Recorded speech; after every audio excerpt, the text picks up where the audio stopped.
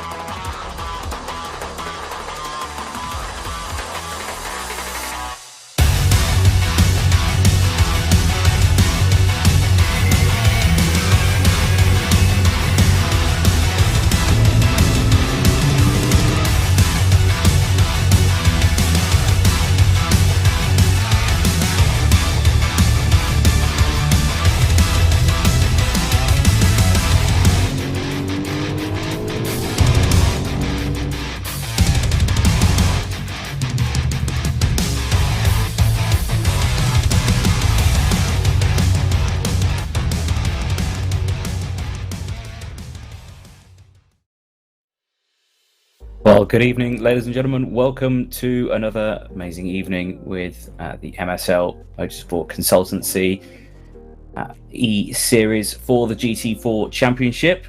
I'm your commentator, Anthony Jordan, alongside Martin Jones. Martin, how are we? Marvellous, thank you. And yeah, welcome back. Watkins, Glen Part 2. Yes. It's a bit of a shame last weekend, or last week, but yep, here we go. Everything's been alt, delete, reset, so off we go.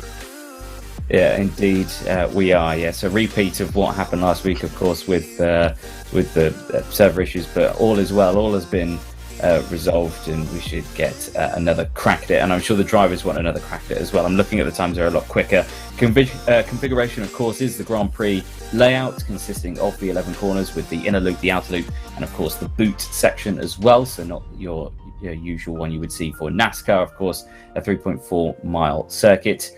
A fantastic layout and a track that personally I've had a lot of experience around, because I've done a 24-hour sim race around here with Simply Race, and yeah, it was a challenging circuit for 24 hours, but I'm sure in a sprint race with lots of other very eager drivers, it's I can imagine it's quite a challenge in itself as well. Yeah, it's we saw last week that the BMW settled down really well there. I'm not saying they're easy to drive, but they seem very, very suited to this circuit. And the setup it's all about setup here. The undulations and the abrasive circuit. It's a wonderful place to go race, and I'm just jealous I'm not in a sim with them. Indeed. Well, qualifying is about to get underway, so we will be heading towards it in just a moment, but let's have a look at what it's like to take a lap round here with thanks to James Merrill from MSL.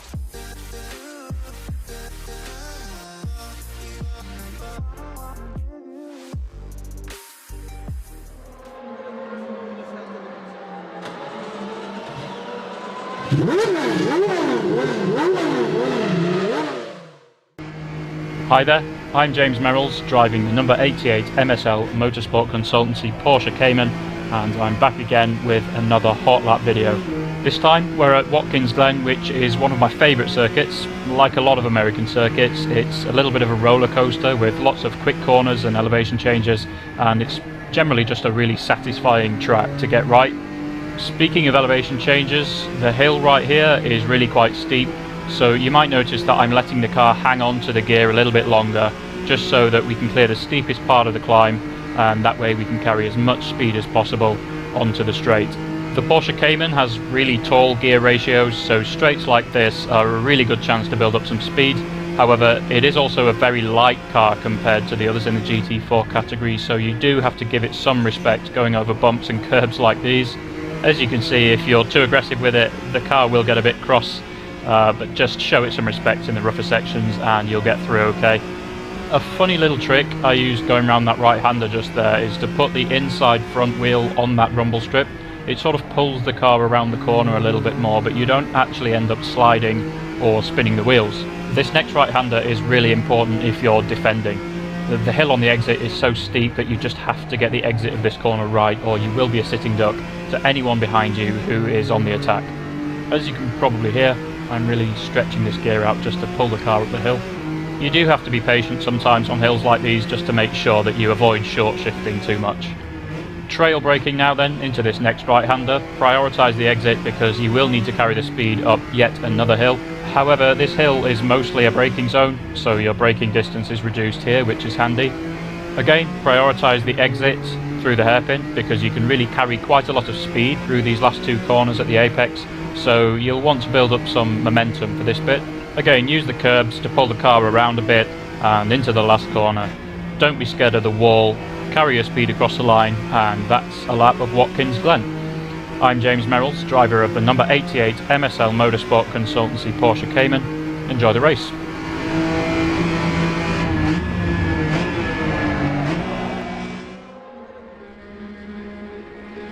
There from James Merrills, one of the MSL Motorsport Consultancy drivers, driving one of the pink Porsches that is out there, and there it is, James Merrills, who's, look at that, 2/10 up in Sector 1, but a very quick driver, James, both on the real track and virtual, and you've met up with James a few times, haven't you, Martin?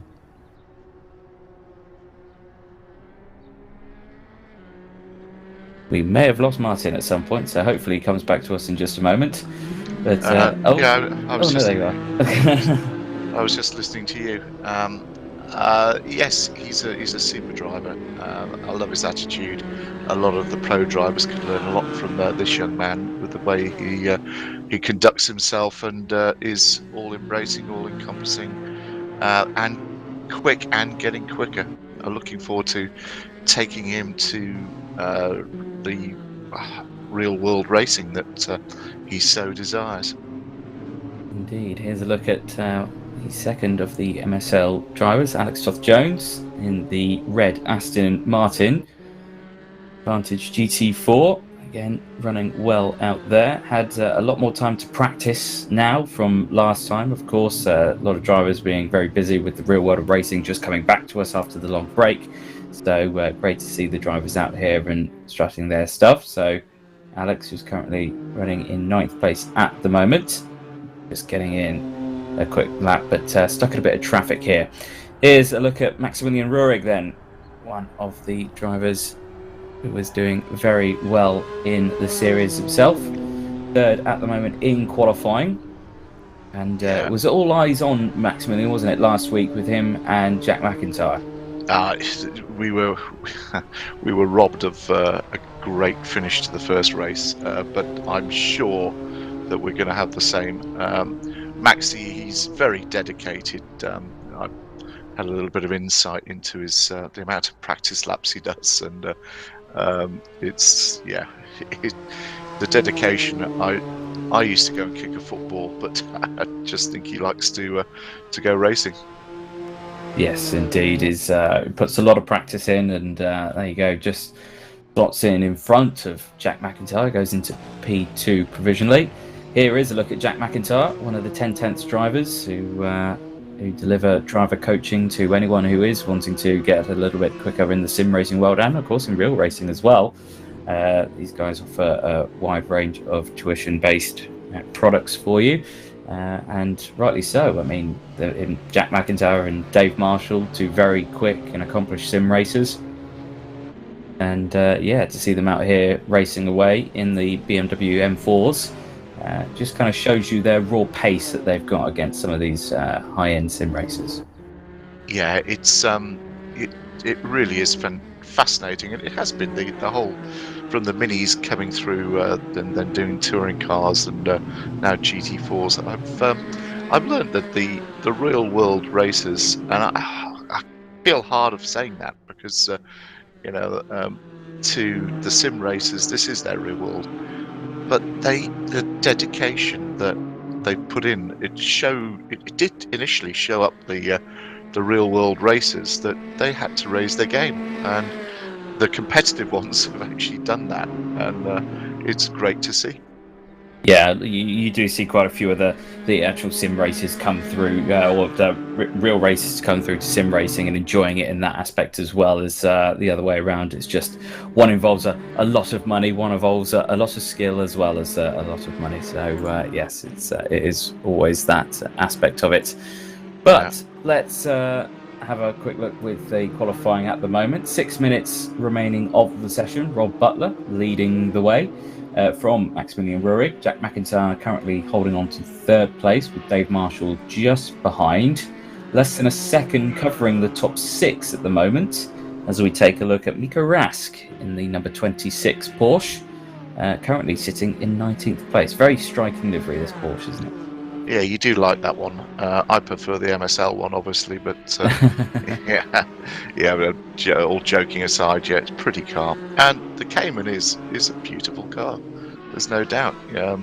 When it first came out in concept, I was thinking, oh, it's just a 911 with, without growing up. But it's got its own beauty. And well done, Porsche.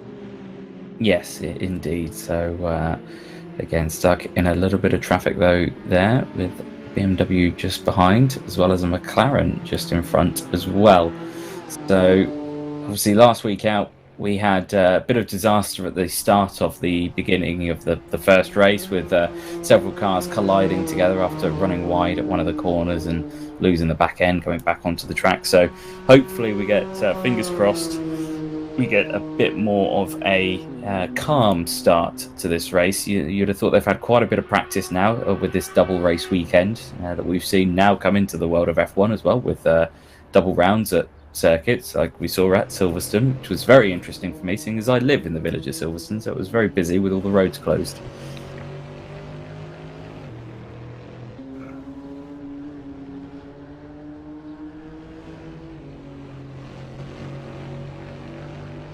Well, 4.5 minutes remain. I don't know what happened there. I think there must be a football match on in the village in where I am. We've just got a bit of a blip there on the server. Four minutes going to go. BMW is looking good again. Fair play to Rob Butler. Yeah, Rob Butler in the Mercedes. He's running very well, up in pole position at the moment, 2/10 ahead of Maximilian Rurik. And Rob Butler was one that we were wanting to watch out for last week, but unfortunately he came at a cropper with a few incidents out on circuit, so we weren't managed to see him up at the sharp end of the stick. But this time around, he's kept his head down, had a good bit of practice, and currently still leading the way with 3.5 minutes left on the timer. Here's Andy Mellors, the number 20 Mercedes for the VRRC liveried team. Again, very nice livery, that one. Very bold colours that it's got out there. Right behind Alex Toth-Jones in the Aston Martin. Again, I think slipstream's quite a crucial one on this one. If you can tuck in behind someone, and if you can able to tuck in behind Alex Toth-Jones, a very fast driver, I think you're very lucky. Yeah, no, he's super quick. The Aston doesn't seem to suit this circuit. Yeah, I'm seeing the Mercedes are actually getting to grips with it. There's a bit of a mix there. Top 9. BMW, Mercedes. Mercedes, in theory, should be the quickest of these cars, but the BMWs are keeping them honest. They are indeed. So just 2.5 minutes left of qualifying. Looks like Andy on a slow down lap now, as he looks like he's backed off, running in 7th place at the moment. But Rob Butler still leading the way from Maximilian Rurik in 2nd place. Jack McIntyre just behind as well. Those two very close, so hopefully we see another good scrap from them this time around. It doesn't look like Andy Mellors has backed off, actually. It looks like he's still going for it. That looked like quite a convincing run through the chicane, didn't it? That was a good curb hop there. I have noticed they're keeping to circuit limits this week, which is good. They are there for a reason, and I'm sure they were getting sick of the pings in the rears. Yes, I am very familiar with the track limit pings that you get from a set of course. So they pop up very noticeably, and can be a massive distraction for you going into the next corner. But yeah, I'm sure these drivers are very glad about that. Andy Dorman looks like he's on a good one, just 1/10 down in sector 1. That's a great graphic. That really good graphic. Yeah, very nice as they're going through. So the number 40. Using all the track available to him around this tricky corner that they've got now. So you head up the hill. Again, crucial to get your gearing right. Sector 2, 3/10 down now. So lost a couple of tenths in sector 2, but still, nonetheless, a good lap at the moment. You say with his previous last lap, he was 1.9 seconds off the pace in 11th place. So at the moment, with only 3/10 down, let's see what we can do as we go on board. He's in the twisty bit, as I call it. Yeah, it's just struggling, isn't it? The old McLaren to get to grips, because Dorman's a great driver and showed great potential last week. Yes, indeed. So as he exits the final corner, we'll see if he improves at all. All right, here's Richard in his muscle car. Yes, indeed, going strong out there. Just, I would love to know how many hours he put into setting up and preparing for this. I've heard he never gets out the sim. He's on it 100% of the time, all day, every day, practicing. Yeah. And running slightly wide there, and I suspect that will be a track limit. So that's why he's backed out of that one. Yeah, that was. Here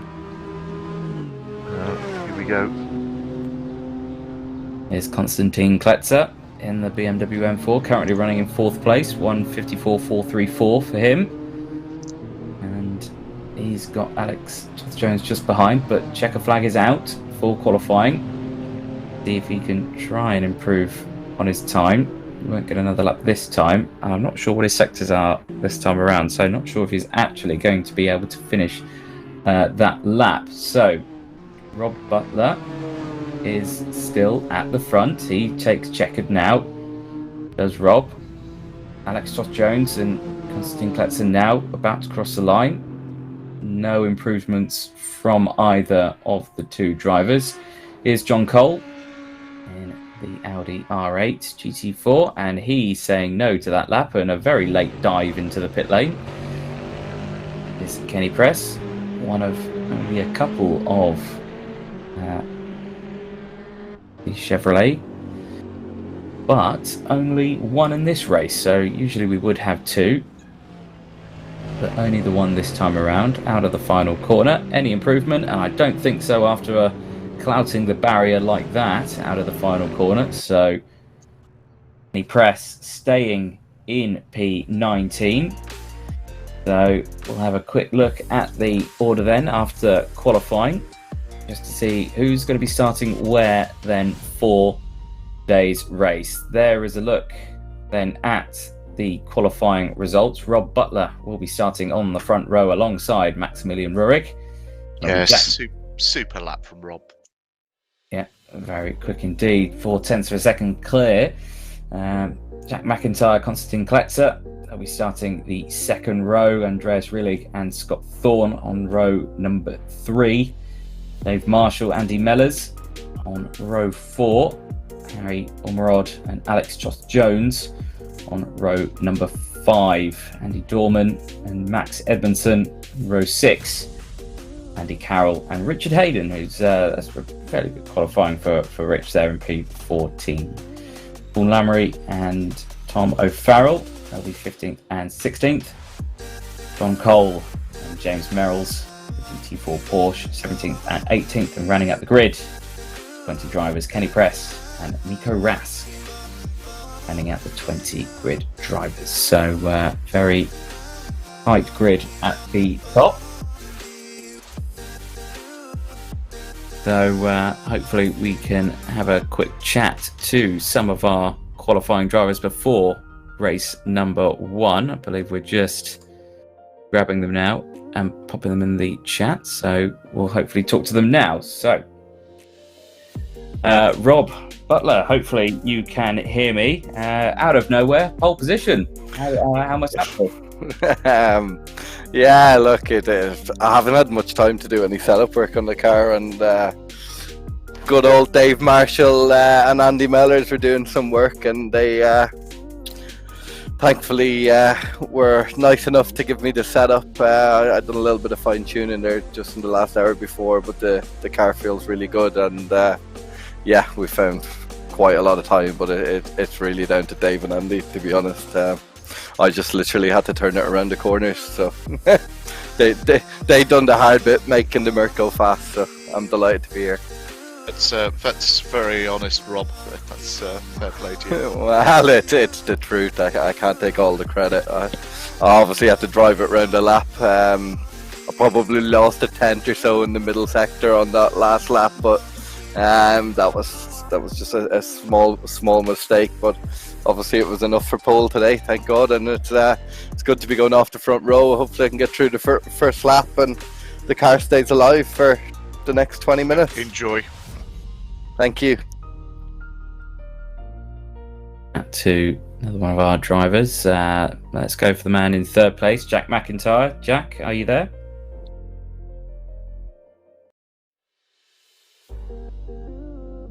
We're just trying to see if we can grab him at the moment. So he's so focused on getting his mindset ready for the race. So Jack, can you hear me? Are you there? Oh, that'll be a no then. Yeah.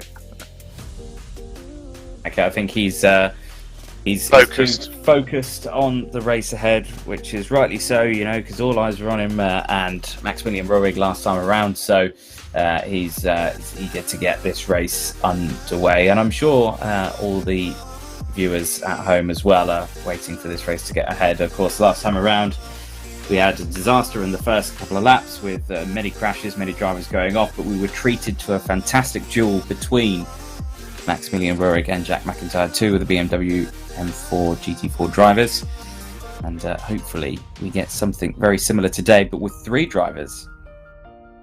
So of course, with what we've seen in qualifying and the previous rounds, Rob Butler looking strong. Like I say, he's got the setup and he's had help from some of the drivers from 10 tenths, which you were saying, they're very quick, they're very good with the setup side of things. So I'm feeling like if he can hold on to that one, it should be quite good, Martin. Yeah, it should be great. Absolutely brilliant. Looking forward to this race, and I think we're going to go over to our sponsor videos.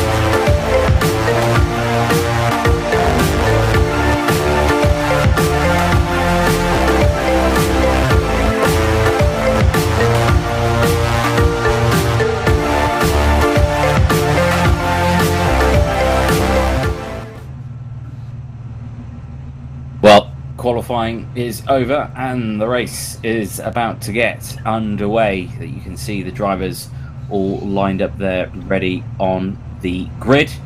And you can see there in the top left-hand corner of your screen, we've got our pole sitter, our surprise pole sitter, who has had a bit of practice from some setups. Yeah, he was sounding surprised, but great lap, and nice to hear that the guys are helping each other with the setups. Most appreciated. Here we go. Lights all red, and off we go. There we go then. So we had a disaster last time around with these cars colliding at turn number 1, but hopefully we don't have the same this time around. But Rod Butler going in towards turn 1 is Great start, leading the way. Yeah, a good start off the line. Side by side though behind is Jack McIntyre and Maximilian Rurig, and it looks like Jack has managed to get the jump on young Maxi, so he moves up into P2. And the rest of the field now slotting through the field, up the hill now, onto the back straight towards the inner loop for the first time. It's side by side now between the top two. McIntyre with a good run on the outside of Rob Butler. Tries to get alongside. Can't quite do it. Has to yield. Slots back into second place. Good start from both these drivers. Jack McIntyre's on a mission here. He knows he's got to get past because Maxi Roig will not give them a second. Will not indeed. No, as these drivers start squabbling away with trying to overtake, that's going to allow, of course, the rest of the field to catch up and close up on these two. And again, on the outside, Jack McIntyre tries to look round here. Is he going to try and go for the switchback move up the hill now through the boot section of the circuit? No, can't quite get the momentum up the hill. So Butler going defensive. McIntyre in second place. He's under pressure as well from Rurik, who's also under pressure from Collector. So it's very close here at the top two. McIntyre again tries to go around the outside. Butler holding a very defensive line and holding on to that lead thus far. Yeah, and look at it. You know, the top 9 have broken away already. There's a gap. Rob Butler, defensive driving. He's going to be exhausted if he can keep this up. McIntyre's all over him. Is indeed. So as we exit the final corner, we're going to be completing lap 1, and McIntyre looking like he wants to go for a move into turn 1. Very famous for late lunges on the inside and outside, but Butler holding a very good I think defensive line. Kletzer was looking interested. This is great. Dave Marshall is right. He's just watching. Yeah, this is Dave Marshall. He knows how to win a championship, this guy, and he's doing his best despite the ballast. Yeah, of course, these drivers running ballast at the moment, so they're going to be working hard to hold on to that. A little bit of contact between the two of them, as you say, as they go through the inner loop. Round now this very fast, sweeping, cambered downhill section of the outer loop towards the chute. And again, Butler under some immense pressure now from McIntyre and Rurik, who are out there, and Rurik still piling on the pressure to McIntyre as well. So I was hoping, here comes Rurik with those flashing headlights again. We saw it last week. It's like nothing's changed. We're back to normal. It's deja vu, and you can say that again. Well, yeah, there you go. We can see it again. There we go. But here we go. Maximilian Rurig then looking down the inside. Can't quite do anything here. McIntyre still holding on to second place. Who is still remote. Actually, looking like he's managed to break away slightly, hasn't he, from these two? Yeah, they've started squabbling, Rurig and McIntyre, and it does give you the opportunity to get away. They've been quite respectful there on turn 9 to that barrier, which they weren't last week. No, exactly that. So, eyes on here at the moment of 5-0. William Rurig in third place. Rob Butler, fastest lap of the race though, 1:54.882. Compared to the 1:55s that we're seeing from McIntyre and Rurig. So that was a super lap. It was. That was one to break the back of the chasing pack, and they'll be wondering what they have to do now. Yes, obviously they're going to have to come up with a new tactic, potentially maybe working together. You see it a lot in karting, where you'll see drivers working together with slipstreams to try and close that gap. Here's a little look further back. This is Dave Marshall under pressure from Kletzer. Kletzer managing to get past, or it is Dave Marshall who's trying to get back past as well. So they're still scrapping away. So a quick rundown then after 2 laps here for race 1. Butler leading the way from McIntyre. Then it's Rurik, Kletzer, Marshall. Then it's Rillig in 6th place. It's got Thorne in 7th. Alex Jones in 8th place. Great start for him. Andy Mellors in 9th, and rounding out the top 10, Andy Carroll in the first of the McLarens, first of the trio of McLarens, we should say. But here again, Dave Marshall looking on the outside of Kletzer. This is Rillig as well, trying to go down the inside of the 2 of them. Can't quite do it, stays behind. So it's Kletzer and Marshall side by side into the braking zone of the heel of turn 8. Can he go round the long way? It looks like he can. He's going to have the inside line here as they go up towards turn 9. And that looks like Marshall's got that done. That's a fantastic move. Great move. Fair play to him. And now it's not over. This is going to be a squabble to the end of the race. It is indeed. It squabbles all the way through the field, which is exactly what we want to see. Very close all the way through the field here with very competitive drivers. And it seems like the driver's safety briefing beforehand has been a raging success with drivers not sending each other as of yet. I'm going to touch wood as I hit my head furiously after that comment, because we don't want any commentators' curses. Here's Scott Thorne, 7th place in the other Mercedes. Alex Tough Jones is looking racy today. He's on it, and he's got the Aston hooked up because it didn't go well here last week, really. But, yeah, in a good place. There's 13 minutes to go, and the guys in front are squabbling. Got a good gap to the back, so he can just concentrate on looking forward. No rear view mirrors, as we say to him. That's Kletzer in the wall. That was, yeah. What was I saying? Yeah, well, what was I saying as well? Commentator's curse struck once more out on the circuit, and that is one of the drivers who was in the front running alongside Marshall and Rillig as well.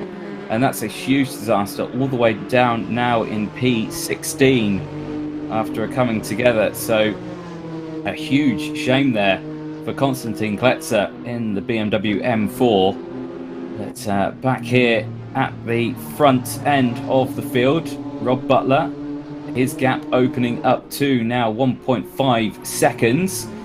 Rurik going slightly wide out of turn 8. Same with Alex Jones as well, just in the background, running very wide. I think he was going for a drive-through there. I think he was going to get a burger or something. Yeah, I say. That was wide. Lots of fast food vendors, I'm sure, at the Watkins Glen circuit, it being an American track. So, but there we go, out of the final corner onto the front, straightaway as they would call it as well, even though we over here in Europe would just call it the start-finish line. Straightaway it is in America, but down the hill in towards turn 1. Again, drivers sticking to those track limits, which is good to see. And up the hill now, watching Jack McIntyre and Maximilian Rurig battling for 2nd place. Yeah, it's Dave Marshall is 3.5 seconds behind the race for 3rd place, which is it's strange for him, but I'm sure we'll see him. He'll probably settle for that. It's good for the championship. Indeed, it is. So 11.5 minutes left, plus the 1 additional lap of this 20-minute race. Almost half race distance completed already as we go on board with Rurik in 3rd place. Again, just trying to eye up a position on McIntyre, who's defending like anything. Again, pretty much a carbon copy of what we saw last time, which is with an added bit of flavour at the top of Rob Butler in that Mercedes, who has, again, just kept his head down and flying away at the front. Yeah, he's gapped them 2 seconds. That's incredible from qualifying. They were very, very close, but whatever he's done with the setup, he needs to buy the guys a big beer. Yes, I think a beer is in order towards the guys who provided that setup, because it's definitely working here at the Watkins Glen circuit. As we have a little look a little further back in the field, here's Nico Rask in the Porsche, running in 15th place. He's got Paul Lamery just in front. James Merrills as well, just in front as well. Here's a look back from Alex Toth-Jones' Aston Martin. He has got Scott Thorne just behind. And that Mercedes AMG. And again, a good start. Moving up a few more positions is Alex, so he's running well. Yeah, he'll be quite chuffed with that. As I said, it's been difficult to set the Aston up for this circuit, but yep, he's going well. He is indeed. So half race distance now just ticking over. And as we still look back from Alex Toth-Jones, and I'm seeing fastest laps come in down the board. And it looked like James Merrills, or fastest laps all the way through the field. I'm seeing purple lap times all the way down the leaderboard there. James Merrills is, he's got up to 13th, and we haven't mentioned it, we haven't seen him, but he's persistent. Fair play to him. He does love his racing. His enthusiasm is fantastic, I have to say. Well done. Yes, indeed. So as we go on board now, Julian Rurig in 3rd place, 3/10 just between himself and Jack McIntyre in front for the 10/10 BMW. Again, still all eyes planted on those top two to see what happens. Here is Harry Ormerod in 16th place, in the number 77. It is a very, very battered car that he's got there. So as he had a coming together with another driver out there, well, it is. Oh, who's that? That's just gone. Paul Lamery, I think it is. Yeah, Disaster. That's a shame. A disaster there in the mid-pack. So drivers still struggling with those rear-wheel drive cars around this very tricky circuit. As we take the nice on-board shot here. On board, Maximilian Rurig in 3rd place, still hunting down McIntyre. 2/10 between them now. He's got that toe through the slipstream, pulls out, takes the fastest lap of the race as well of a 1:54.3. So are they starting to now close up on Rob Butler? His gap is just over 2 seconds, so it has stayed roughly where it's been for the last few laps. So these drivers hopefully plan on working together to try and ease that gap up, but it looks like the Mercedes is very strong in this first sector. Yeah, and these two squabbling will allow him to gain a little bit more of an advantage. But yeah, Maxi Rurig, he's looking quick. Just wonder what he could do if he could get past McIntyre. I know, yes, we've not seen him in front. Yeah, we didn't see him in front at all last week in the first race. We did in the second race, but that was, of course, a random grid that we saw in that one. No such thing will happen in this one, of course. It will be the results from this one will be reversed, and we'll see the reverse grid in race 2 after this. But still, Rurig still battling to try and get past McIntyre any way he can. But McIntyre once again giving us a masterclass on how to defend a track position. Yeah, it's difficult unless you make a mistake here. It's difficult to get past. The driver in front can close the door. It's not the widest of places. No, it's a nice flowing circuit, and like I say, it doesn't really line you up ideally for the switchback moves unless you can hold a position all the way around the outside. You're not going to gain anywhere with the switchback moves. It's quite a well-designed circuit to prevent you from overtaking in that aspect, but it more promotes the late lunges down the inside, which is what we saw there. The number 7 Harry Ormerod in the number 77, and that was very suboptimal and not the way you would want to get round that corner. So a disaster there for Harry Ormerod now in P16 after a little coming together with Nico Rask, who has now moved up into P14. So again, eyes at the front. This now is the closest that Rurig has been to McIntyre all race. A little flash of the headlights as they go side by side now in towards the inner loop. We go to the helicam to see what sort of action we can see there. It looked like a little bit of contact between the two of them. They both exit though. McIntyre still coming out on top. Yeah, no, it's positioning. And the problem with this circuit, although it is flowing, is if you're trying to get past the corner, the next corner comes up so quickly that unless you do a banzai, it's done.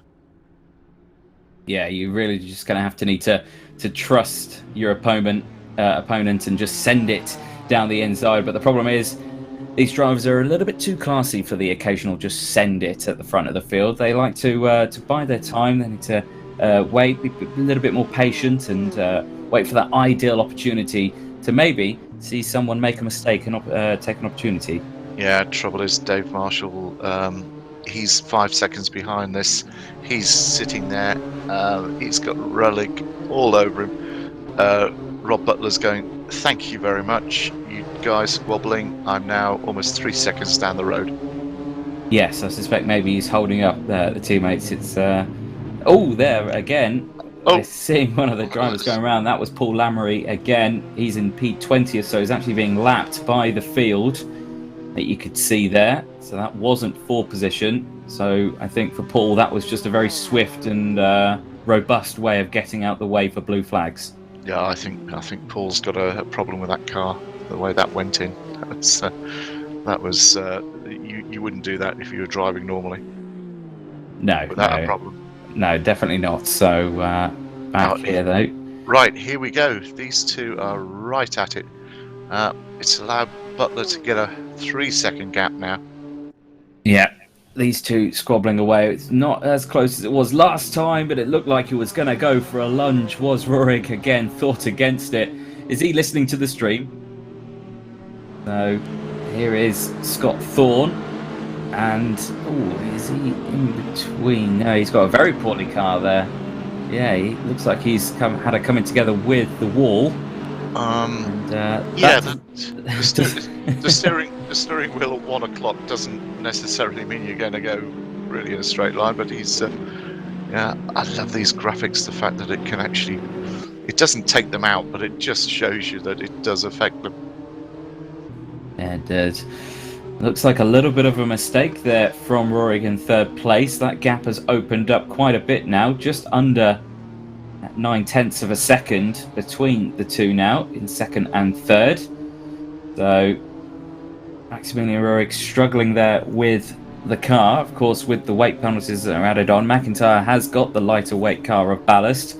There's of course no weight or points or anything transferred over to last time, so the weights are still the same as what we saw last time out, so nothing has changed. So drivers struggling slightly with the weight, and of course with that tyre wear that's coming out, maybe Maximilian Rurik has just been pushing that car a little bit too much as Rob Butler sets another new fastest lap of the race. Here's Konstantin Kletzer, 15th place. He's got Miko Rask just in front.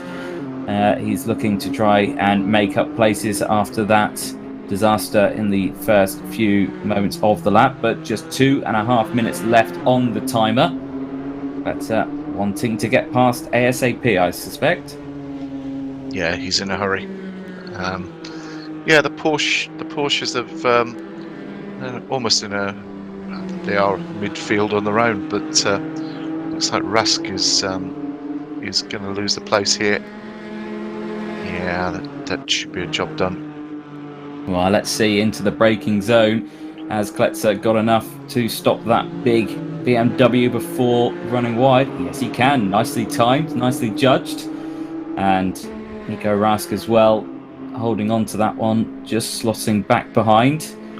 We take to lose that one spot there as well. Here's Andy Mellors, 7th place. He's got Alex Jones just in front. Yeah, it looks like he's hell-bent on spoiling the MSL party here. He's lining up Alex, but Alex needs to make that car wide. He does indeed, and Aston Martin, though, still very quick around here. Nice in the corners and fast down the straights, but again, still under pressure, though, from the Mercedes of Andy Mellors. As they head through turn number 8, up the hill now into the very tricky turn 9. It's a very tight corner. It's a very misleading corner. It invites you in at a very fast speed, and then it can spit you out into that Armco barrier. Yeah, then it just turns left, which is something the Americans don't like. Corners. No. Yes, but so head through now onto the final corner. Nice cambered right-hand bend onto the start-finish straight. 35 seconds remaining on the clock, so the race leaders will be heading round to receive the last lap board. It is, of course, plus the one additional lap this time around. But Andy Millers, as we go on board up the hill now, we'll just see what sort of gap we can close up here. Let's see how the slipstream can affect the cars as they head onto the back straight now. Tucks in, gets the toe, starts to work in now. You can see it's slowly starting to pull the car in and then under braking in towards the chicane. Not trying to take too much cover. You just see how much quicker the Aston is through there. Yeah, that was a great line from Alex there. He's just, yeah, there you go. It's stepping wide on him, and it's giving Carroll the chance, or Mellors the chance, to eke that few tantalising hundredths back on him. Yes, indeed. Now, as we go outboard, the timer clicks to 0. So the last lap board will be going out to Andy Mellors this time, who is, or Rob Butler, I should say, who is just going around the penultimate couple of corners through turn 9 into turn 10. Yeah, he's pulled 4 seconds. That's a great drive from Rob Butler. Indeed, here's now on the main screen the battle for second place, Maximilian Roehrig and Jack McIntyre, who again have managed to close back up to each other. So across the line goes Rob Butler. Well, the final time. Maxi's just got to send it. Yeah, it's as simple as that. Looks like he was slightly outbraked himself there, running wide, went in a little bit deep as well. So that's opened up that gap, which is not ideal, because of course you want to be as close to your opponent as possible when you enter the back straight. So as we go split screen here now, we see your race leader in the bottom left-hand corner of Rob Butler in the Mercedes. The battle for second place still fierce as ever on the top left-hand side of the screen. Here we go. He's just lining him up. He's just putting every sinew into this now. He is indeed, as they head down the chute of turn 6 now in towards the toe. This being a very common corner for overtakes. Again, he's just not close enough, is he? He had a great attempt earlier on. He made a couple of mistakes and he's had to stay behind. And of course, with the reverse grid that we'll see this group of 3 at the back of the grid. But of course, they will be one in front of the other. So as they exit now. Yeah, that's it. Job done. There's no overtaking opportunities here now. There is not. Unless there's a mistake. Unless there's a mistake and a very on this corner. Yeah. Or a very opportunistic move. But we don't see one through those final corners. But out or into the final bend does come Rob Butler, who is going to take his first win of the GT4 eSeries, sponsored by MSL, across the line, and takes the fastest lap of the race for good measure as well. And that's an excellent running from Rob Butler. McIntyre holds on to second place. Maximilian Roehrig crossing the line in P3. Dave Marshall crossing in 4th. Then it's Alice Rillig and Alex Toth-Jones, who is under pressure from Andy Mellors still, but crosses the line in 6th place. Andy Mellors in 7th. Good drive, Alex. Good drive. Yes, that was stonking at the front. Very good little paddle at the front here. Is again a little look further back. Scott Thorne going to finish in 10th place. Tom O'Farrell just behind in 11th. Richard Hayden's moved up a couple of positions. He's moved up into P12. Not seen much of him in this race. He's kept his head down, his nose clean, and just got to the end. Konstantin Kletzer crossing the line in P14. Just behind is Miko Rask and Harry Oromod, who had a bit of trouble earlier on. Here is Kenny Press. Oh, this is John Cole, sorry. Kenny Press crosses the line in 17th place. Max Edmondson. And across in 18th place. But of course, Don with a, I believe, slightly damaged car, just limping back to the checker flag.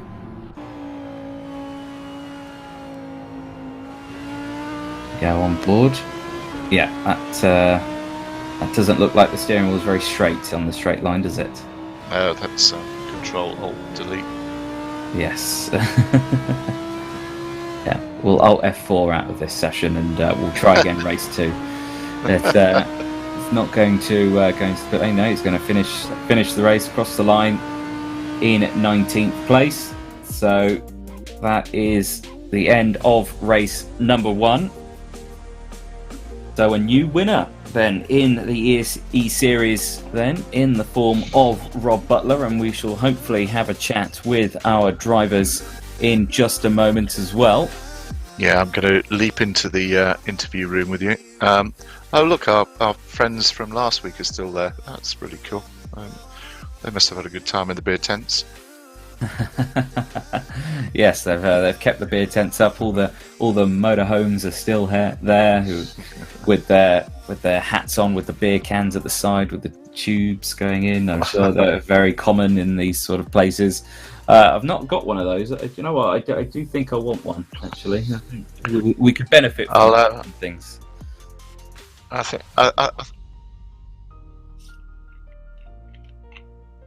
Oh, hello. Right. Okay, so a chat then with our top 3. Rob, again, it was a surprise to see you on the podium, but a first race win in the GT4 eSeries, it must feel great. Yeah, it's good to be on the podium. It's good to get a win in the series. Jack pushed me hard at the start. When I had to defend into turn 1, the BMW just had a little bit more up the hill. So once I could get a little bit of a break, I knew I had the speed to break the toe. But look, Jack's a phenomenally good sim racer. To beat him on any day. I know he's got some weight in the car, but to beat these guys straight out is a good feeling, and I'm delighted to be here. Hey, Rob, that was a fantastic drive, and don't be so modest. It doesn't become you. That was a great drive, and you just knew exactly when to push, and you saw the guy squabbling. I guess that's pretty much what you did. Yeah, I knew I had to. I didn't know, to be honest, before the race with this setup in. I hadn't put race fuel in. I actually forgot. I got distracted with some work stuff in testing, and I literally got about 5 laps in. I meant to do a race run, and I didn't. So I didn't know if the front tire, the rear tire would stay on, but I knew it was good in the middle of the race. I still had good tire wear, so I said I'd push from there when I seen Maxi get close to Jack and see if I could break another little bit and manage it from there. Right, Rob, take a drink of water and get ready for race 2. I need one, a big one. Excellent stuff then. Well, looks like we are going to be going into the second race in just a moment. Great to chat to Rob Butler then, and obviously we'll have to see what his plan is for race number 2. Of course, we'll be starting at the back of the grid this time with the full reverse grid that we see. So he, this time, is now going to have to try and get past the likes of Jack McIntyre, who was defending so fiercely and attacking as well in that previous race. So a whole different challenge for Rob Butler.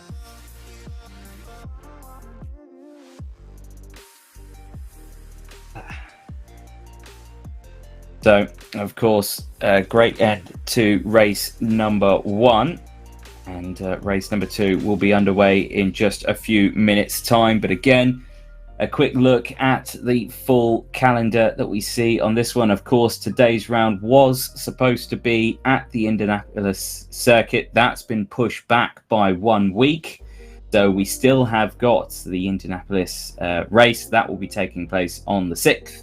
Silverstone GP, that will be taking place on the 13th.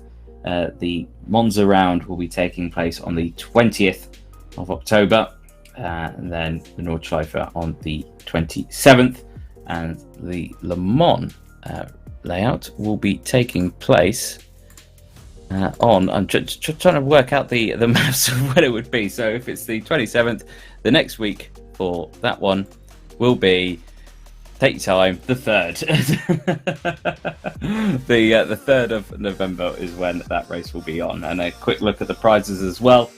First place, of course, taking home that very nice set of OBP Esports pedals. I've had a nice go on a set of one of those. Very comfortable, and they can make any driver quick. They just can't make me quick. Second place, of course, the SteelSeries Artcis Pro.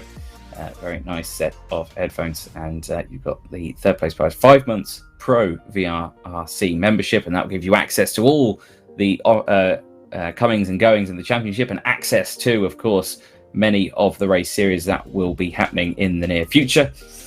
4th place, 2 times 1 hour VRRC sim session. That will be courtesy of the 10/10ths team.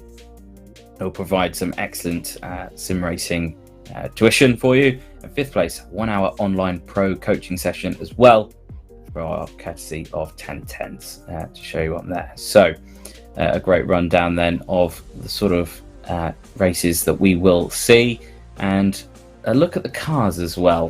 Fantastic lineup of cars, but not all of them being used.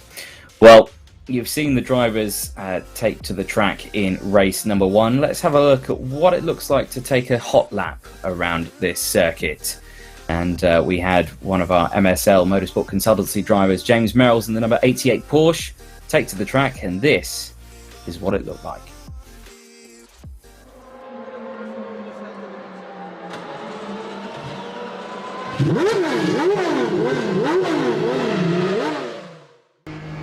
Hi there, I'm James Merrills, driving the number 88 MSL Motorsport Consultancy Porsche Cayman, and I'm back again with another hot lap video. This time we're at Watkins Glen, which is one of my favourite circuits. Like a lot of American circuits, it's a little bit of a roller coaster with lots of quick corners and elevation changes, and it's generally just a really satisfying track to get right. Speaking of elevation changes, the hill right here is really quite steep, so you might notice that I'm letting the car hang on to the gear a little bit longer, just so that we can clear the steepest part of the climb, and that way we can carry as much speed as possible onto the straight. The Porsche Cayman has really tall gear ratios, so straights like this are a really good chance to build up some speed. However, it is also a very light car compared to the others in the GT4 category, so you do have to give it some respect going over bumps and curbs like these. As you can see, if you're too aggressive with it, the car will get a bit cross, but just show it some respect in the rougher sections and you'll get through okay. A funny little trick I used going around that right-hander just there is to put the inside front wheel on that rumble strip. It sort of pulls the car around the corner a little bit more, but you don't actually end up sliding or spinning the wheels.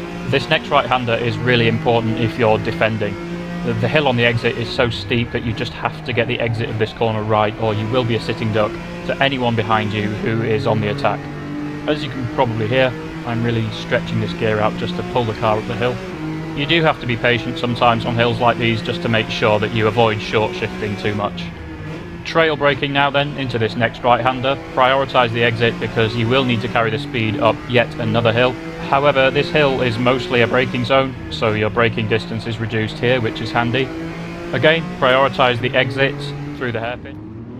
Well, we tried to see the end of that lap, but here we go. All the lights are on. The lights are on, and go, go, go. Indeed, yeah. We tried to see the end of that one, but unfortunately not. Great start then from Rob Butler at the back of the field. Has already managed to get past Jack McIntyre. Not managed to get past the likes of Maximilian Rurik, or has he? Got down the inside here as well. As we can see, Nico Rask as well in the bottom left-hand corner of your right-hand corner of your screen. But 3 wide at the back, nearly 4 wide actually, going through at the back of the field. All those quick drivers trying to get past, and it looks like, can't see who's quite made the best run on that. It looks like Rob Butler has managed to gain the most out of that one, already up into P17. At the front of the grid though, we can see Harry Ormerod, who's currently running in P3, has got a good run now on Paul Lamery. These 2 drivers obviously having a disaster, or the top 3 drivers having a disaster in the first race, finishing the race still though. Of course, they took the checker flag, meaning they got the reverse grid, So they are still leading the way at the front, and then a huge gaggle of cars at the back of the grid as we're seeing drivers trying to dice their way through the field as we go. Looking at Dave Marshall in the bottom corner of your screen. There's a massive traffic jam there. There is a very big, expensive-looking GT4 traffic jam, and that's Alex Toth-Jones, who's run slightly wide out of the corner, collecting the barrier slightly. And now he's under some severe pressure, tries to outbrake the Mercedes of Andy Carroll, manages to do so, or the McLaren of Andy Carroll, I should say, and manages to hold it, actually, out of the turn 8 heel corner. So good little recovery. I must admit, I'm pleased with that. That it's virtual reality, because that would have been about a 45 grand shunt in the Aston in real world. Yes, very pricey lunch, and look at the damage that's on the side of that car as well. Yeah, that if that was a real world crash, that would be quite an expensive bill. That's well pixelated. Very well pixelated. So there we go then, down into the braking zone then of turn 1. McIntyre going down the inside. Oh, and Kletzer again in the barrier, facing the wrong way. 2 races in a row. He's having an absolute nightmare this weekend. But side by side still, Alex Toth-Jones, Jack McIntyre, BMW versus Aston Martin out of the turn 4 hill out onto the back straight. McIntyre's got the favourable line into the inner loop. And the same just ahead as well. We can see that Richard Hayden in 8th place is under all sorts of pressure now. Dave Marshall, I think, has gone off as well, and McIntyre with that was Rich. That was a real cocktail shaker of makes there. That spun both of them off, and I have to say that McIntyre's not going to be happy with that. Indeed, he won't, and I know for a fact that the man who will be looking at dishing out the penalties should hopefully be seeing another one coming his way potentially after that couple of incidents. But we've seen 2 of one of our top running contenders being taken out in the early part of this race, but Alex Toth-Jones in 8th place, still under pressure from Scott Thorne, manages to slide down the inside of Miko Rust. So top effort there from Alex Toth-Jones, now up into P7. Alex has got his elbows out. He has indeed. Scott Thorne running wide out of turn number 10. This is wild and Larry at the back here. This is just hilarious. It is, yeah. As all these drivers trying to get through the field. Yeah, I'm just looking at Dave Marshall down there in 3rd still. He's struggling to get through them. It is indeed. So there we go. As we see this long train of cars making their way through. This is at the front. Harry Ormerod and John Cole side by side for 1st place. Harry manages to get in front, but it's not the optimal line, side by side. Now, there we go. We've tried to see that move happen at the front of the grid, and they've always backed out of it. Harry, on the other hand, has not backed out of it, but they're still side by side. Paul Lamory as well, just behind as well. In 3rd place is wanting to capitalise on these two potentially crashing into each other. And it's also Max Edmondson as well, just behind. And Paul Lamory as well, making a mistake, going off, almost collecting Edmondson as well. And a disaster for Paul Lamory as well, having a disaster of a race this time around. But still side by side at the front, Ormerod and Cole. And it looks like Ormerod has managed to pull alongside and up in front as they go in towards the braking zone of turn 8. Nothing that Cole can do, and has to concede, and holds now on to 2nd place. Yeah, great racing, great entertainment, and that's what we want. I'm looking down. Where's Dave Marshall? Oh, he's down in 12th. Yeah, there's nobody breaking away. This is a great reverse grid here. Oh, look at how Larry Rich Hayden's Mustang is there, coming off that bend. He was speaking to us before, and I say he's had to do a lot of work with that car, with the setup, to try and get it to handle as well as it does. And as you can see here, it's not handling as well as Rob Butler's Mercedes. Now Hayden goes defensive in towards turn 1. It's going to be who breaks the latest. And round He's the got the line, outside but no. goes Yeah, that's Butler. a great move. Yep, fantastic move there from Butler. Well timed and calculated. Moves up another position now into P14 and hunting down this large pack of drivers. Now here's Andreas Rillig, who is in 11th place at the moment. He has got Dave Marshall just behind and Maximilian Rurik as well.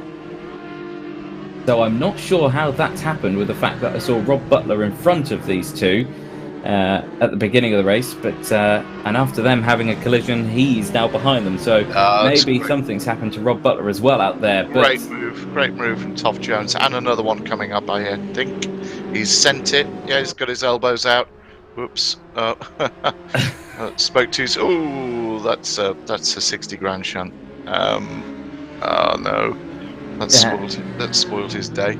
Yeah, that was some very expensive shunts that we saw there. If it was a real world race, we saw a Chevrolet in the wall, we saw an Aston Martin in the wall, but not the Porsche here of James Merrills, who's up in P5. Under pressure though from Scott Thorne, who's managed to just get past him now. So, as you can see, now under pressure from Paul Lamery, who had that collision earlier on in the race, as we see this huge gaggle of cars coming through again. Lamery with a big mistake, and Toff Jones with nowhere he could go. Collects him straight away, straight to the scene of the accident was Alex Toff Jones, but still manages to keep his car in a straight line. I tell you, Laramie's been great for TV. He's been involved with anything that's not gone right for him. It's just such a shame because he's potentially had a great day. Yeah, it's just all gone wrong. As indeed, and that's Miko Rask as well, who's had a bit of a nightmare this weekend around. He's dropped back to P17 at the moment, but eyes now on Rob Butler, your race winner in race 1 today. And he has got Dave Marshall and Andreas Rillig side by side in front of them, swapping paintwork as they go down the back straight into the inner loop. It's going to be who dares brake latest. What could possibly go wrong here? Yeah, Marshall brakes latest. Now Butler's going to try go the long way round. This is where we saw McIntyre coming together with Hayden earlier on. No such incident this time around. Butler staying behind in P9. Tries to look down the inside here, going down in towards turn 6, the shoot. He's got it done. He has got it done. He's got it done, and brutally so. Brutally so indeed. Andreas Rillig now down in P12. Not sure what happened there, but under some severe pressure now from Mellors, who dives down the inside and almost collects Kletzer as well. And that was thread the eye of a needle between the two of those BMWs. But the Mercedes managed to get it done. The McLaren just behind as well. That is Tom O'Farrell in 15th place, but back here in 2nd place. The battle for 2nd, the two Audi R8s, and I believe the two teammates, and that's Scott Thorne, who's gone for a spin early there as well.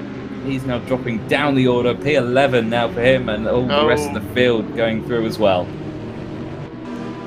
It's not tidy, is it? And it looks like it's dusk there because we can see the impression of the headlights. Yeah, all the drivers with their headlights on. Looks fairly daylight to me out there, so I think it's as they've been flashing their headlights, they've forgotten to turn them back off. Yeah, so being told by the man in my ear that it is 10 past 12, so it's middle of the day, pure daylight here at Watkins Glen, so headlights I would think are unnecessary apart from to slightly distract your opponent into making a mistake, as we look back from Max Edmondson in 2nd place as they go through the inner loop. And he's got John Cole all over the back of him, the two R8s. It looks great though, I have to say. It does look good. And you know, Toff Jones and Merrills are two MSL cars in this. Yeah, I'm sure Phil Thompson, our marketing and media guru, will be saying do not take each other out, but yeah, let's get on it. have a laugh, have some fun. Indeed, and just enjoying themselves out there as we have two battles on our screens. Edmondson and Cole. We switch to the one battle. This is Andy Mellors in P12 at the moment. He's got Andreas Rillig hot off that mistake from earlier on, just behind.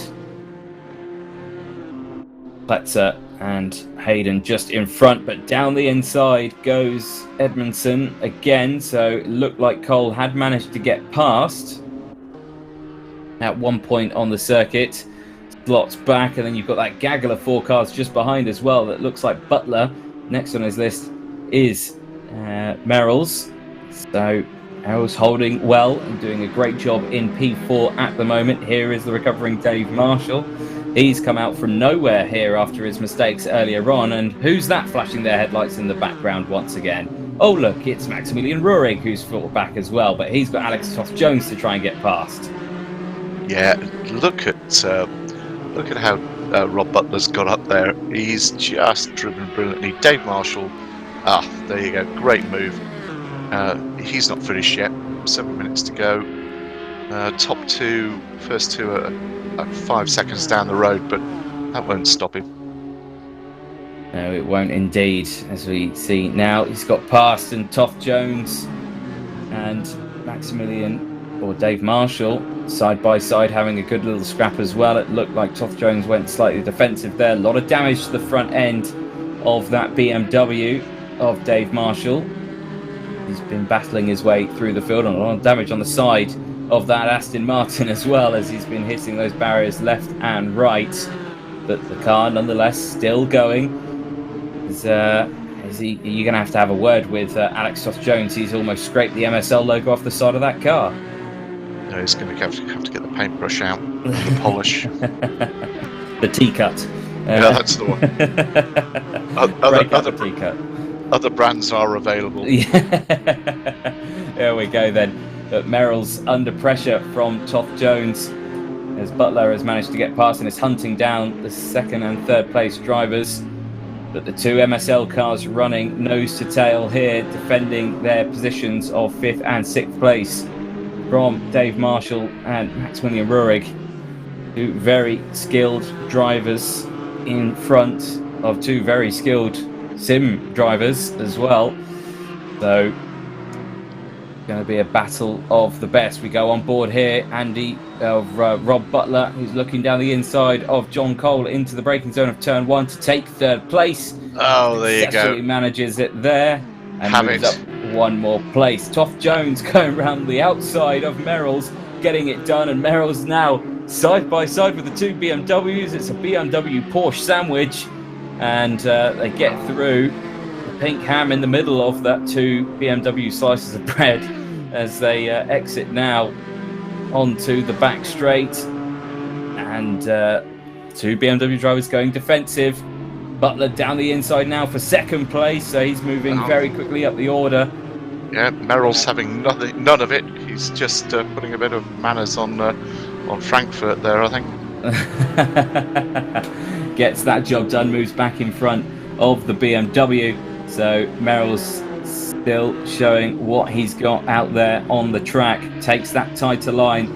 Going to try and prevent Ruhrig trying to go down the inside. Forces him wide here. It now cuts across the nose of the BMW to take again the inside line. He's going to try and stop that car on the apex to prevent the switchback.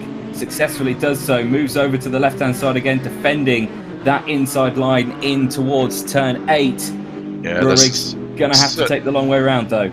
There's a certain amount of inevitability about it, but he's doing a great job, James. Well done. Yeah, that was... Here we go. Yeah, there we go. That's all done. Well defended for as long as he could, but unfortunately, Ruhrig managing to squeeze that BMW past. Here is John Cole now under pressure from Alex Toth-Jones in the Aston Martin. And Alex is fancying this. I don't know where this has come from. This is a great turn of pace. It is indeed. He's found his mojo out on circuit, looks to the inside, shows a show of force, and actually sends it down the inside of turn 1. The unsuspecting John Cole, who has to concede, goes wide. Now under pressure from Dave Marshall as well, who moves up into 5th place. So, Dave Marshall will love that. Thank you very much, Alex. yes. I think Dave's going to be all over Alex like a thing on a cushion in the second. It's just going to be, a great last 3 minutes. It is indeed, yeah, with only 3.5 minutes left on the clock. This race being as hectic as it's been, that time has flown past, actually. So I didn't realise how long we had left. So, well, Bill? I think Alex knows that there's a sniff of a podium here, which is something he's longed for in an Aston Martin, and we almost had one last year. Almost had a win at Brands Hatch in the GT4 British GT Championship, and a brake failure robbed him of that. So, come on, get on with it. Indeed. So, under 3 minutes left on the clock, plus the one additional lap as we head now in towards turn number 8. We're watching Dave Marshall, the number 19, running in, or the number 66, running in 5th place. 4 tenths behind Alex Toth-Jones in that Aston Martin, who is all over the back of the Audi R8 of Max Edmondson for 3rd place out there. In the bottom corner as well, you can see Maximilian Rurig trying to get past John Cole, but unable to around the final corner. Here we go. Great move, Dave Marshall. You've got it done. Well, has he got it done? He's not got the pace down the start-finish straight and concedes against it. Doesn't dive down the inside. Both the Audi R8 and Aston run wide. There seems to be a little bit of follow the leader as we go 3 wide now, up the hill through turns 2 and 3. Dave Marshall gets the favourite line, yes. But here comes Alex Toth-Jones, who's trying to get past. A little bit of squabbling, a bit of paint swapping between the R8 and the Aston Martin as they're side by side now in towards the inner loop. Edmondson with the favourable line, but is he going to try go around the outside here? It looks like he tries to do so, and it looked like it was a successful move through the inner loop. That was a fantastic overtake from Toth-Jones. Yeah, Dave Marshall, look at him. That's the drive of a champion. It's a very good overtake indeed as well from Dave Marshall, who's moved up into 3rd place. Obviously the championship leader going into this weekend as well, wanting to defend that title. Rob Butler, though, the gap at the front, that's been closing. As soon as Rob Butler managed to get past Edmondson earlier on, the gap was 7 seconds. It is now only 3 seconds, as we can see a BMW facing the wrong way. Oh, it's Laramie again. I do feel for him today. It's certainly getting some TV coverage. He is indeed, but all for the wrong reasons. Here's Andy Carroll then, the leading McLaren out on the circuit. He's got Andy Carroll just behind. He's got Andy Miller, sorry, just behind in the Mercedes AMG GT4. James Merrill's just in front as well in the number 88 Porsche Cayman. Again, still holding on to that 8th place spot. A great running from there. Here's again a little look further on. Maximilian Rurig now trying to get down the inside of Max Edmondson. Can't quite do it. Stays behind in P number 6. The gap for the race leaders, though, with 11 seconds left on the clock, is only under 3 seconds now. And I'm looking at the times, and I can tell you that Rob Butler is lapping a whole second faster a lap. Yeah, there's than Harry Ormerod. Yeah, there's the rest of this lap and one more to go, I guess. There is indeed. So eyes on battles all the way round the circuit. A flash of the headlights there from Max Edmondson. Probably not happy with Rurig's entry into the inner loop. It looked like a lot of curb was taken. As you can see, Merrill's still under pressure from Mellors. Side by side down the chute in towards turn 6. This is never going to go well. Are they all going to get through? Yes, they do. They all successfully managed to get round. Merrill's again defending like his life depended on it, and can't quite hold on to it. Has to concede and moves into P10. But back down the inside, he's going to try and go for a run here, I suspect. Yeah, I'm so looking forward to we're going to get James out in a car this side of Christmas, and I can't wait to see how he goes. Yeah, excellent stuff. And manages to get that position back from Mellors as well. So defending hard and still attacking as well as they go through. Here's a look then a little further forward. This is, look at the gap. Yeah, the race leader, Harry Ormerod, after the reverse grid start, has managed to hold on to that lead thus far. And as they head through now, through turns number 2 and 3, the gap is 2 seconds, under 2 seconds now, but the checker flag's going to be coming out this time unless Rob Butler can pull a bunny out the hat. It's going to look like it's going to be Harry Ormerod who's going to take the win on this one for race 2. Rob Butler we go on board with through the chicane. That gap now 1.4 seconds, so he's taken 6/10 out of him only through the first 5 corners alone. Here's a look back as well at Maximilian Ruhrig piling on the pressure to Alex Toth-Jones, to which he can't get past, and Alex still holding on to P4 at the moment with Dave Marshall 7 seconds behind this battle for P1, with the last lap, the checker flag out this time for one of these 2 drivers as they exit turn 7. They go down the straight towards the heel of turn 8. The gap now is just about 1 second as they head into the final 4 corners of this lap. Through the hill they go. Ormerod still leading and doesn't look like he's going to concede this place easily if it comes to it. It's the turn 9, get through turn 9, that's it, job done. Sign, sealed and done then potentially for Harry Ormerod as they exit the gap 0.8 of a second. It could be a run to the line as you can see Rob Butler trying everything possible to gain time, but it's not enough. Harry Ormerod is going to exit the final corner to take the race 2 win and a first race win for himself in the GT4 eSeries Championship. And a fantastic run out of the final corner again comes Alex Toth-Jones and Maximilian Ruhrig. A great result for Toth-Jones. Dave Marshall crosses the line in 3rd place. Go on, James, keep him out. Merrill's crossing the line P10. Scott Thorne just behind him P11. Andreas Rehlig as well, the other BMW driver, teammates with Maximilian Ruhrig, crosses the line in 12th place.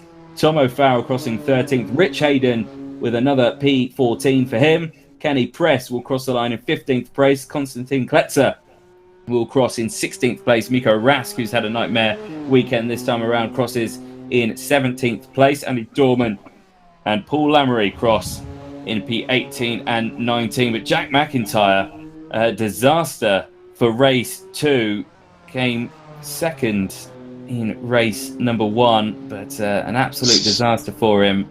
Such a shame. In 20th place. Well, I've been looking forward to saying it for all the right reasons. Here's Harry.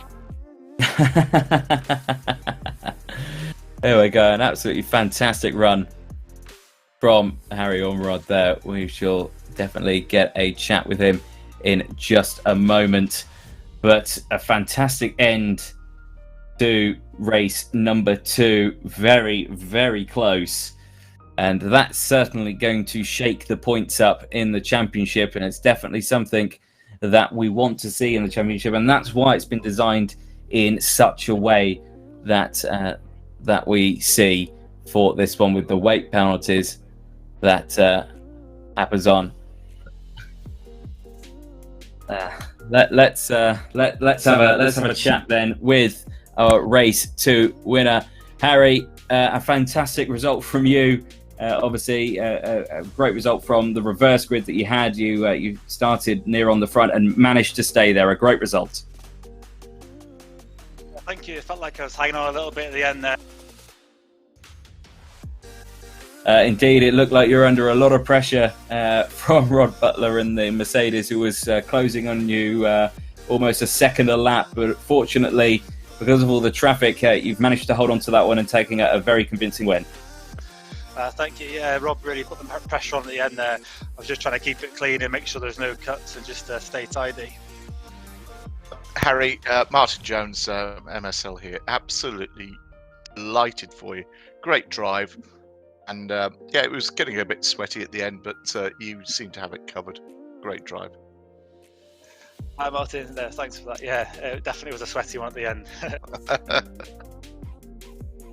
Let's have a chat then to the man who we spoke to twice already today, Rob Butler. You're going to have to settle for second place this time around, but so close at the end. Yeah, Harry drove fabulous the last couple of laps. I was really trying to get close enough that he'd see me in the mirrors, and hopefully I knew, I'd calculated how many laps we'd left. I knew what time he was doing. I was trying to calculate how close I could get to him. I made a couple of mistakes on the second last lap, but I still think I would have been 2 or 3 tenths short coming into the last corner. So massive congratulations to Harry, and an absolutely phenomenal drive to keep it clean, get away. I had, I think, 6.6 seconds to try and take out of him once I got clear of traffic, but I was backwards at the chicane on the first lap, and yeah, I was ready to give up at that point, but I just got my head down and chipped my way through, and probably took some risks, but I got there in the end, you know. Rob, that was a great drive, and why are you so modest? I do find it quite endearing, but yeah, great drive. Thoroughly enjoyed watching you cut through the field. If you spoke to me when I was about 17 or 18, you would have thought the complete difference, Martin. But yeah, look, I'm pretty much retired now from racing, so you got to be grateful for every time you're on the podium. The different outlook, even. Absolutely, well done, mate. Very much, guys. Excellent stuff. And then a final word then with the last man on the podium. Dave Marshall, you're used to being on the top step, but again, settling for third place now, but an absolutely fantastic drive. It was a tough second race for you. Yeah, I'll take that. I'm absolutely ecstatic with that, if I'm honest. Yeah, it was. Well, we've been struggling with pace a bit since quali in race 1. Don't know whether that's the weight, but as you see, there's people running 80 and 90 kilograms also on the grid, and the 5/10 up the road, so we've got something to find there. But race pace wise, we seem to be about on it. We seem to hang with them, and I don't know whether it's racecraft or just a bit of luck with the draw, to be fair, but managed to pick our way through the traffic. And I saw Rob coming up behind, and I thought, you know what, if anyone can go past and make a pathway for us to follow him through, then he's the bloke. So let him get through, and then yeah, tucked in behind him, and I saw Maxi was closing the gap, and I thought, right, we need to just get our head down here and try and keep up with Rob. And yeah, I don't know how much you saw of it, but I had one massive moment through the chicane with Rich, and it was full arms locked down right and trying to keep hold of it, and managed somehow to gather it back up. And yeah, to get third from that was mega. I'm chuffed for that. Yeah, great drive. Just Dave, I keep banging on about it, but you certainly know how to position yourself in a championship. Yeah, despite problems, you go for it. Yeah, love your calculated way of doing it. It's a bit of a Prost job. Yeah, if you see a gap, you've got to go for it. But as well, I am thinking of the championship, and there was a few moments there, especially coming down towards the chicane. I don't know what that Aston is, but it's got a bit of poke down the straight, so it was all over us every time I got past. And there was a moment where Alex was on the left of us and Rob was on the right of us, and I thought, this is probably one of the worst sandwiches to be in, really. And I just thought, you know what, back out of that, let it settle itself through the chicane, and we'll have another go. So for all it was hard to, give up 4th place and go back down to 6th, I thought, 3 into 1 doesn't go, so dropping back was the best method there. But I'm delighted to see Harry take the win. I've been coaching him with 10 tenths, and setup on the car seemed to be working for him as well. So great for him to get his first win. Couldn't have gone anyone better. And I did a lot of work with Rob as well on his car. So things are paying off. It's turned out the Mercedes do have a bit of pace after all. Good man. Really enjoyed it. Well done.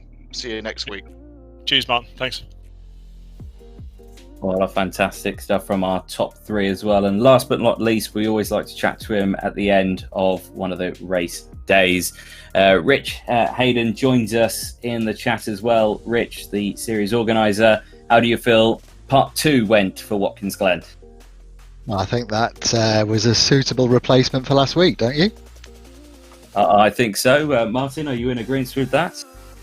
I was just absolutely spot on, and it was just really nice to see the rear end of your Mustang being really leery for once, and it was watch it back, Rich. You'll love it. Just how wide you got.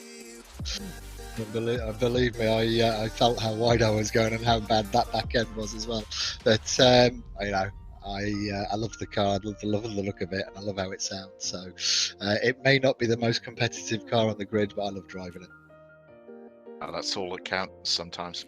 Absolutely, yeah. So thank you very much to both of you, and thanks very much to Mike for doing the stream. Looking forward to watching back all the action, because it sounds like it was a real corker. It was great. It really enjoyed it. Was a very good one. Yeah, plenty of action and plenty of penalties. I think you're going to have to look out for as well in that one. So yeah, you'll have fun. That'll be a whole day of looking at that. So enjoy. Forward to it, and I also look forward to next week at Indianapolis. Indeed, yeah. Indianapolis is up next week. A very tough track.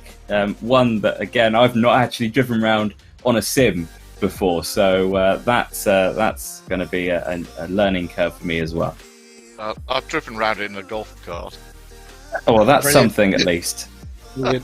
I'd just like to say, obviously, Dave Marshall mentioned it earlier on, but we've got the new part of VRRC, the driver coaching business, is up and running. Dave Marshall, Alex Toth-Jones, Max Coates, Jack McIntyre, and Thomas Erdos, double 24-hour Le Mans winner, are all on the books to do some coaching. So we can do that online in our private servers with private voice chat, and we can do it at VRRC in one of our many simulators here with motion, virtual reality, and also we can do it on track as well in your car. So just wanted to get that plug in. Nicely done. I think you slotted that in very well. Don't think anyone noticed. Excellent. Perfect. Well, thank you very much, Rich, for chatting with us. Again, a great addition to the VRRC GT4 eSeries Championship. And of course, a huge thanks to MSL as well, and yourself, Martin, for joining us and sponsoring the championship. It's been great to have you on this one, and very much looking forward to Indianapolis next week.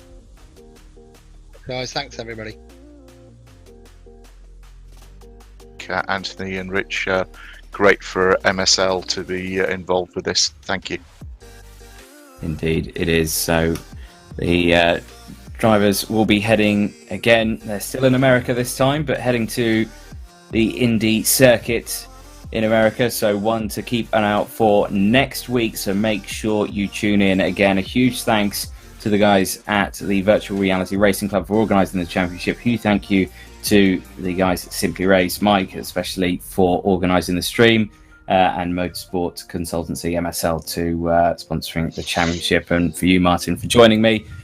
Huge thanks to everyone, but from myself and you, Martin, we shall catch you next week. Yeah, see you next week, guys.